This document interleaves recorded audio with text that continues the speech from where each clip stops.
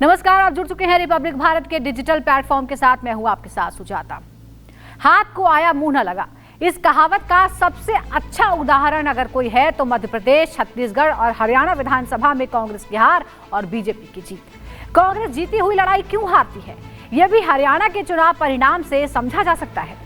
हरियाणा की 90 विधानसभा सीटों में से 48 सीटों पर कब्जा जमाकर बीजेपी ने लगातार तीसरी बार राज्य की सत्ता हासिल कर ली है।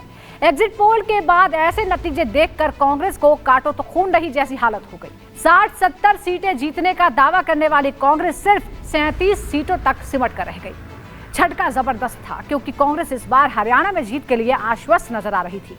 उसे लगा था कि बीजेपी के खिलाफ राज्य में एंटी इनकम्बेंसी है, जिसका फायदा उसे मिलेगा। पहलवान, जवान, किसान समेत कई मुद्दे भी कांग्रेस अपने पक्ष में मान रही थी, लेकिन नतीजे बिल्कुल उलट आए।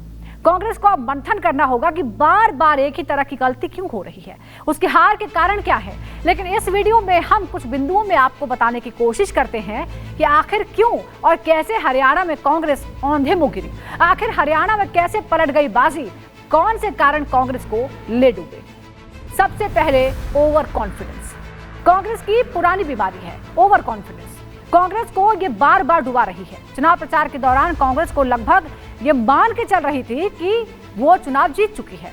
जीत की गारंटी मान चुके कई नेता सीएम पद पर दावेदारी भी ठोकने लगे थे। पार्टी की रणनीतियों में वो आक्रामकता, वो छटपटाहट नहीं दिखी जो 10 साल सत्ता के बाहर रहने की वजह से दिखनी चाहिए। कांग्रेस का ये अति आत्मविश्वास ही उस पर भारी पड़ा और नतीजतन अभी 5 साल के लिए और सत्ता से बाहर रहना पड़ेगा। गठबंधन नहीं करना। हरियाणा चुनाव में कांग्रेस आखिर तक गठबंधन को लेकर मंथन करती रही, लेकिन चुनाव में अकेले उतरी। जबकि पिछले कई चुनावों में कांग्रेस ये देख चुकी है कि बीजेपी से सीधे मुकाबले में उसका जीतना मुश्किल हो जाता है और गठबंधन का फायदा उसे लोकसभा चुनाव में मिला था। हरियाणा में भी समाजवादी पार्टी गठबंधन करके अहिरवाल बेल्ट में मिलकर चुनाव लड़ना चाह रही थी, जबकि आम आदमी पार्टी शहरी सीटें मांग रही थी। लेकिन कई दौर की मीटिंग के बाद भी गठबंधन पर सहमति नहीं बन सकी। इसका असर नतीजों पर देखने को मिला। कई सीटें ऐसी हैं जहां मार्जिन बहुत कम रहा। अगर गठबंधन होता तो कांग्रेस की कुछ और सीटें बढ़ सकती थी और कांग्रेस की सहयोगियों ने अब इस बात पर ताना देना भी शुरू कर दिया है, चाहे वो शिवसेना उद्धव गुट की प्रियंका चतुर्वेदी हो या फिर आपके सांसद राघव चड्ढा। यहाँ तक कहा जा रहा है कि जीत को हार में बदलना कांग्रेस को आता है। अगला कारण है भूपेंद्र सिंह हुड्डा। एक्सपर्ट मानते हैं कि इस चुनाव में कांग्रेस को भूपेंद्र सिंह हुड्डा पर जरूरत से ज्यादा भरोसा करना महंगा पड़ गया। हुड्डा फैक्टर के कारण कांग्रेस की कलह सार्वजनिक मंचों पर सामने आ गई। राहुल गांधी ने शैलजा और हुड्डा का हाथ तो मिलवा दिया, मगर दिल नहीं मिल सके। टिकट बंटवारे पर भी सवाल है। हरियाणा में कांग्रेस ने जिस तरह से टिकटें बांटी, उसे लेकर भी सवाल खड़े हुए। कहा जा रहा है कि कांग्रेस ने टिकट बंटवारे को लेकर जो रणनीति बनाई थी, उससे अंदरूनी तौर पर काफी विरोध था। हरियाणा चुनाव में शुरुआत से ही कांग्रेस के अंदर हुड्डा की चल रही थी। उन्होंने अपने मन के हिसाब से टिकट बांटे। हाईकमान से फ्री हैंड मिलने के बाद न सिर्फ अपने समर्थकों को टिकट बांटे, बल्कि शैलजा समर्थकों को सिर्फ 9 सीटें देकर साइड कर दिया। पार्टी के कार्यकर्ता इससे नाराज थे। इसका असर नतीजों पर देखने को मिला। हुड्डा बनाम शैलजा की लड़ाई। पूरे चुनाव प्रचार के दौरान कांग्रेस की अंदरूनी कलह खुलकर सामने आ गई। बड़े नेताओं में भी मनमुटाव खुलकर दिख रहा था, जिसके चलते कार्यकर्ताओं में नाराजगी थी, ये देखने को मिल रही थी। हरियाणा में भूपेंद्र सिंह हुड्डा और कुमारी शैलजा के बीच लड़ाई का भी नुकसान कांग्रेस को उठाना पड़ा है। सीएम पद की लड़ाई खुलकर सामने आ गई। भूपेंद्र हुड्डा इस रणनीति में कामयाब हुए। दिल्ली आला कमान को वो मनाकर अपने पसंदीदा नेताओं को टिकट दिलाने में कामयाब हुए।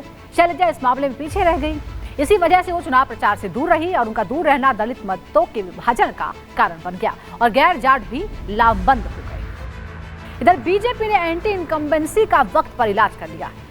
इस हार का एक बड़ा कारण यह है कि कांग्रेस बीजेपी के खिलाफ उपजे गुस्से को भुनाने में कामयाब नहीं हो पाई। प्रचार के आखिरी चरण में बीजेपी ने अपनी खामियां सुधार ली। हरियाणा के सीएम मनोहर लाल खट्टर के साथ जब एंटी इनकम्बेंसी का मामला जुड़ा तो तत्काल सीएम को बदलकर नया फेस नायब सिंह सैनी आ गए। डैमेज कंट्रोल कर लिया गया। चुनाव प्रचार के दौरान खट्टर की छवि आगे आने लगी तो खट्टर को न सिर्फ मंचों पर बुलाना बंद कर दिया, बल्कि चुनावी पोस्टर से भी उनकी तस्वीर गायब कर दी गई। चुनाव में जीत के बाद नायब सिंह सैनी छा गए। अपनी मां से मुलाकात करने पहुंचे। मुलाकात की भावुक तस्वीरें सामने आई। मां ने तिलक लगाकर बेटे का अभिनंदन किया। नहीं चला किसान, जवान और पहलवान का मुद्दा। कांग्रेस जिस किसान, जवान और पहलवान के मुद्दे के सहारे बीजेपी को परास्त करने की रणनीति बना रही थी, उसे मंचों तक ही सीमित कर दिया। इस विरोध को जन जन तक पहुंचाने में कांग्रेस असमर्थ रही। जवानों के मामले में कांग्रेस ने अग्निवीर का मुद्दा उठाया, लेकिन नायब सिंह सैनी ने अग्निवीरों को सरकारी नौकरी देने की घोषणा कर दी, थोड़ा डैमेज कंट्रोल कर लिया। किसानों की नाराजगी को दूर करने के लिए पीएम पेंशन योजना, अनाज पर एमएसपी और दूसरी कई लाभकारी योजनाओं के जरिए लोगों का मन बदलने की कोशिश की। एक और फैक्टर है जाट बनाम गैर जाट का समीकरण। यह समीकरण सफल हुआ।